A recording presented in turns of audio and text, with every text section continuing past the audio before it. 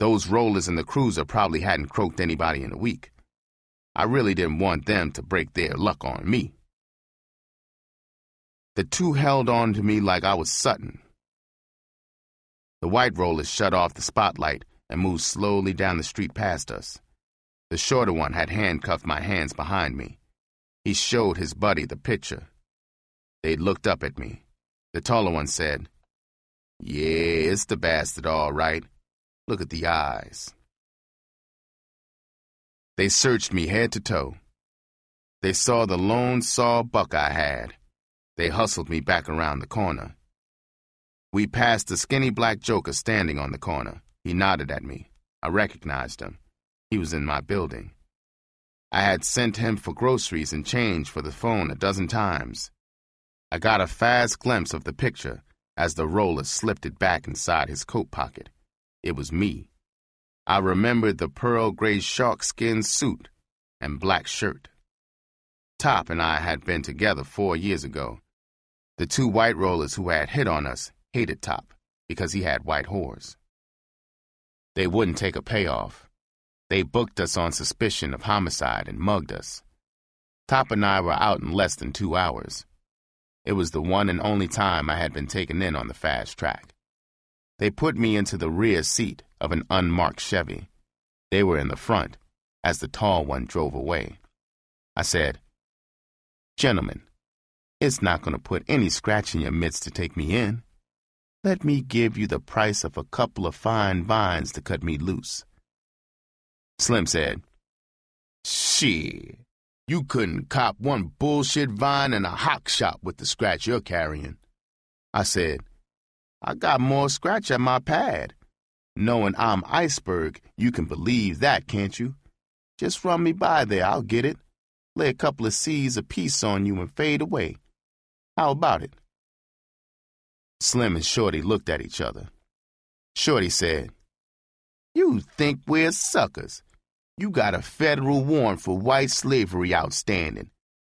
We didn't hear a word you said about that chicken shit 4 C's. I said, "All right. So we're all like black brothers.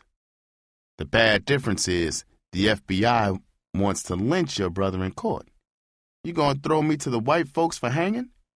I'll give you $2 grand apiece to beat the FBI out of their pound of black meat." Slim said, "Where's your pad?" I thought fast. It had been a mistake to crack about my pad. If I had told them they could take my whole stash and still bust me or croak me, I was a fugitive. They might even come back to the stash after they took me in. I had the key to the kitchenette in my pocket. I tested them. I said, "You know Sweet Jones? He's a friend of mine. I can get 4 G's from him 5 minutes after we get to his place. I can't take you to my pad. I got a close friend there. Suppose after we got there, you'd change your mind about the deal.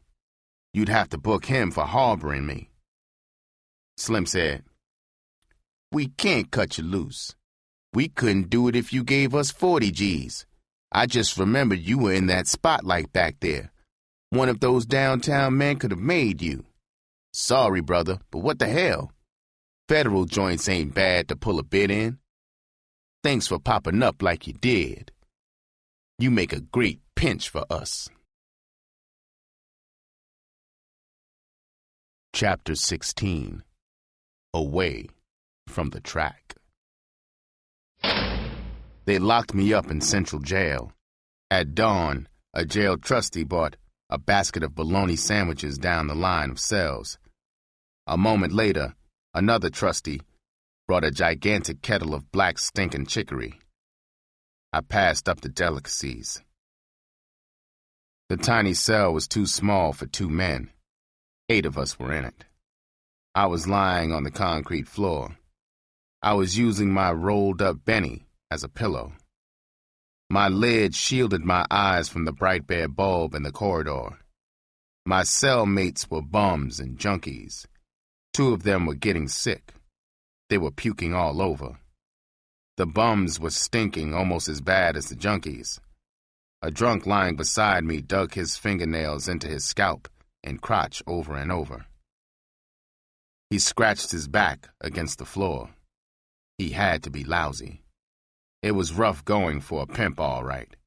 I thought, if someone had told me a year ago I'd be back in a shithouse, I'd have thought he was nuts. Christ, I hope nothing happens to Chris. She's the only link to the outside I can trust to get my clothes and scratch. I know after she calls and can't get me at the pad, she'll check out all the shithouses. It's a good thing I'm not in the federal lockup at county jail. Here she can grease a mitt and see me. I hope she makes it before the U.S. Marshal shows to move me. At 9, the turkey came and called out my name. I went to the cell door. He looked hard at me through the bar. He twisted the cell lock open. I stepped out into the corridor and followed him. He took me to a break-proof glass window with a speaking hole in it. I saw Chris on the other side of it. She was crying. I couldn't blame her. I felt like crying with her. I bent down and put my mouth to the hole. She stuck an ear against it on her side. I said, "Baby, there's nothing to cry about. Your daddy's brave, bitch, remember? Now listen, I want you to give the copper at the property desk a double saw so for the key to my pad. I want you to get my scratch out of the sleeve of my green trench coat. Rent a safe deposit box. Then move my stuff to your hotel. The feds are going to take me back to Wisconsin. They call it the point of origin for the Runt's beef. They'll set a bond for me there. I'll get a slick lip in Wisconsin. Baby, you keep checking. Get to Wisconsin the day before I do with the scratch. I'll need it for the lip and bail. Understand, sugar? Once I get bail, I'll get our stable back and beat this rap." I took my jib from the hole and put my horn there. She said, "Daddy, I'll do everything the way you say. I understand. Daddy, I'll go and get the key to your latest hideout. Where did you move? I thought you were going to wait for my call." It didn't register. Maybe I was cracking up under all the strain and grief. Maybe I had moved before I got busted. I raised my head and looked at her. Her eyes were questioning. I pointed my index finger at the hole. I decided to risk my theory that I hadn't moved. I said, "Chris, goddammit, I haven't moved. All my stuff is still on West Avenue. Now come on, girl. This is not the time for jokes from Daddy's witty bitch. You knocked on the door. I wasn't there. Naturally, I couldn't be. I was down here." She said, "Daddy, I didn't have to knock. The door was wide open. Both trunks and all the suitcases were gone. In fact, the only thing left was your hairbrush. I put it in my purse. Daddy, all of this is too much for me. I must be losing my mind." I stood there glaring hate at her. Her eyes were wide, staring at me.